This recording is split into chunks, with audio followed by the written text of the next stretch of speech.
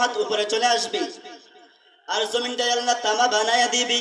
এত গরম, কারো কারো গরমের টেলায় হাঁটু পানি হয়ে যাবে গামে, কারো কোমর পানি, কারো সাঁতার পানি হয়ে যাবে, কিন্তু পা সামান্য পরিমাণে নড়াইতে পারবে না। এই অবস্থায় জাহান্নাম উপরের দিকে লাফাইতে থাকবে। জাহান্নাম আল্লাহকে বলতে থাকবে, আল্লাহ এতদিন পর্যন্ত কোনো কিছু খাই নাই, শুধু আমাকে বলে রাখছেন খাবার দিবেন। আল্লাহ আজকে কতগুলো মানুষ দেখা যায়, একটু হুকুম দেন না, সব মানুষকে আমি একটা ভাই গিলে ফেলি। আল্লাহু আকবার, কি অবস্থা হবে জাহান্নাম। এইভাবে জাহান্নাম লাফাইতে থাকবে। আল্লাহ রাব্বুল আলামিন ফেরেশতাদেরকে হুকুম দিবে, ফেরেশতারা জাহান্নামকে একটু রশি দ্বারা বাঁধে দাও, তোমরা একটু জিনজিল দ্বারা জাহান্নামকে বেঁধে ধরো। জাহান্নামকে যখন ফেরেশতারা জিনজিল দিয়ে টানতে থাকবে, 70,000 ফেরেশতা জাহান্নামকে জিনজিল দিয়ে টানতে থাকবে।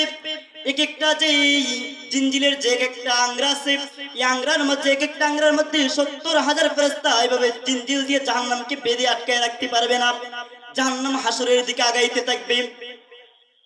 ফেরেশতারা বলবে, মালিক জাহান্নামে আমরা থামাইতে পারতেছি না। আল্লাহ এই মুহূর্তে একটু পানি দিবে, পানি দিয়ে বলবে জাহান্নামের মধ্যে এই পানিটা একটু ছিটায়া দাও। জাহান্নামের মধ্যে যখন এই পানি ছিটায়া দেওয়া হবে, জাহান্নাম পিছনের দিকে এবার দৌড়তে থাকবে। আল্লাহু আকবার। এবার জিজ্ঞাসা করবে, মালিক এটা কেমন পানি দিলেন? এতজন ফেরেশতা মিলেও আমরা জাহান্নামকে আটকায় রাখতে পারলাম না, এটা কেমন আপনি পানি দিলেন যে পানি দেওয়ার কারণে জাহান্নাম পিছনের দিকে দৌড়তেছে? আল্লাহ বলবে, এটা সাধারণ কোনো পানি নয়।